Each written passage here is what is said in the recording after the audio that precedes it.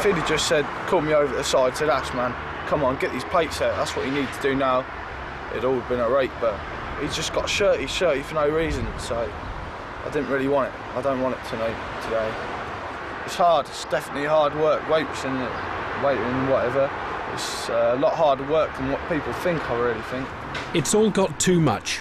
Halfway through lunch, he's decided the job's not for him. Thanks for letting me have this opportunity, Ali.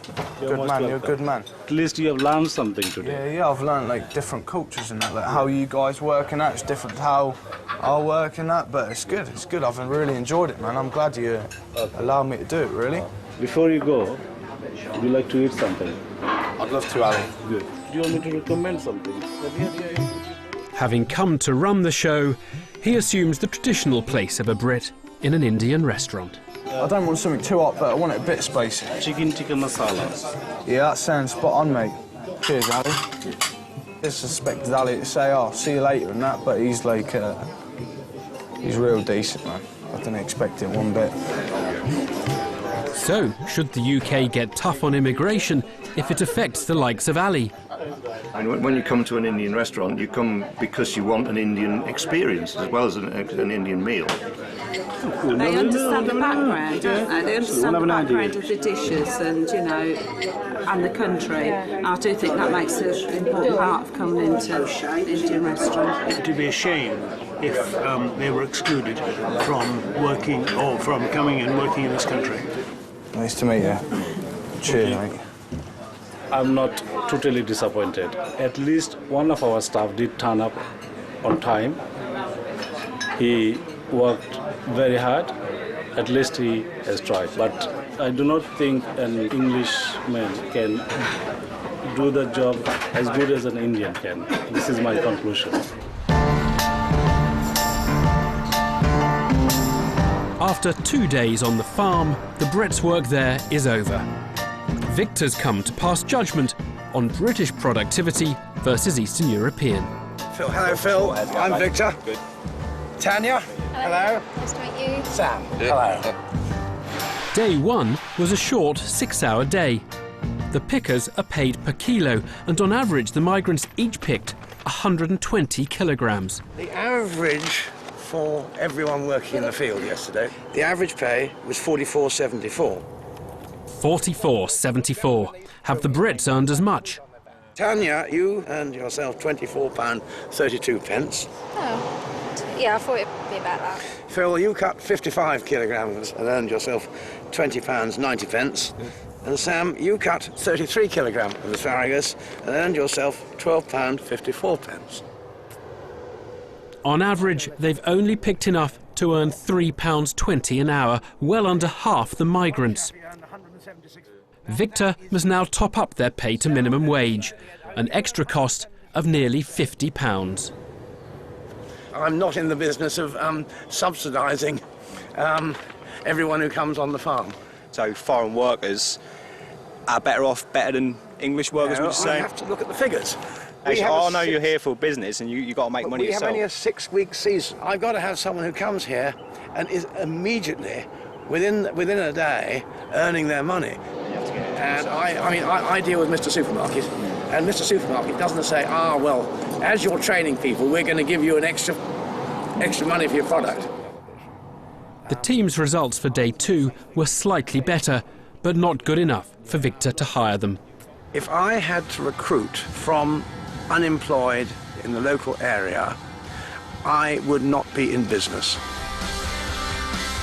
I see where it comes down to. It boils down to money. But, you know, should there be more work for like the younger generation and the people who ain't got qualifications come and do this sort of thing? You know, it gives them a foundation. It might take him a week longer. I'm sure he's not going to lose out much money on that.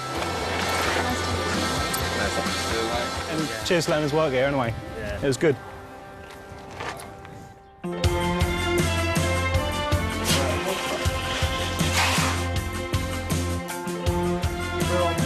Carpenter Dean's now really cracking on with the job. No, I'm quite pleased with the progress that we've had so far. It's a bit better than what we had yesterday, because someone got very stressed, like a girl. But today he's more than made up for it, and he's caught up. Dean and the labourer we paired him with have proved they can work as well as foreign labour. It was only supposed to be 3 days in the trial, and I was going to get my own guys in to finish off, but no, they can finish it off. I'm quite happy with what they're doing. They listen to what I say, and they're a good pair of lads. But it's just pity I hadn't got more work, because I'd take them on permanently if I did, but there you go. He's happy with the work, and he's offered to keep me on for the rest, to finish the job for the duration, so yeah, good news.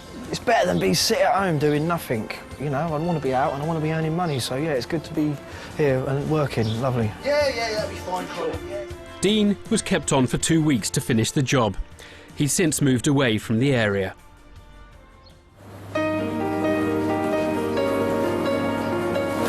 Every 3 pallets going to move up 1. Across town at the potato factory, it's Paul and Terry's final shift, and they've turned it round too. Let's get a routine in. Terry first, then you, mate, yeah?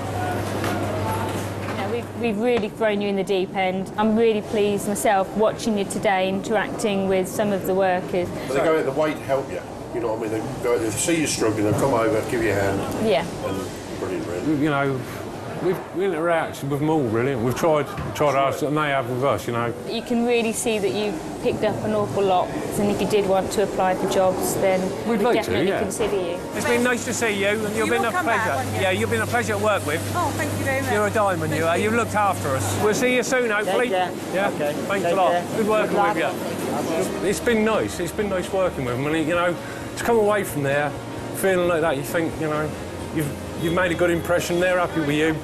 You're happy with them. It makes you feel good. It makes you feel good that they appreciate you. And we've proved a point that we can do it. For Paul and Terry working on one production line, it's a personal victory. But despite their success, I'm left wondering if employers will ever again think that British is best. Suppose we told you we're taking all the migrants out of this area, parking them over here. Yes. What is your best strategy?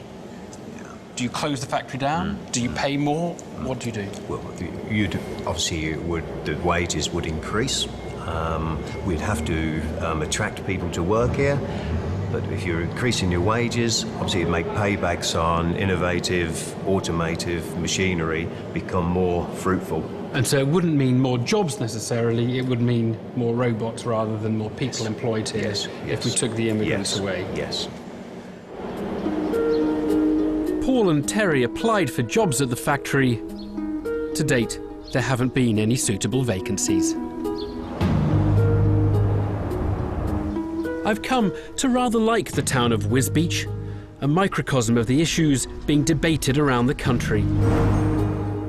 There's no doubt that immigrants have been good for employers, grafting away in the jobs that most British people won't do for the money. It's not so much that foreign workers have stolen jobs. Many of those jobs wouldn't even exist if immigrants weren't here to do them. But there has been a cost.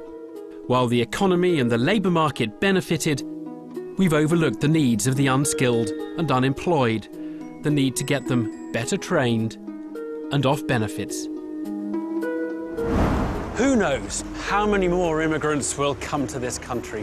What is clear is that we couldn't easily cope without our foreign workers.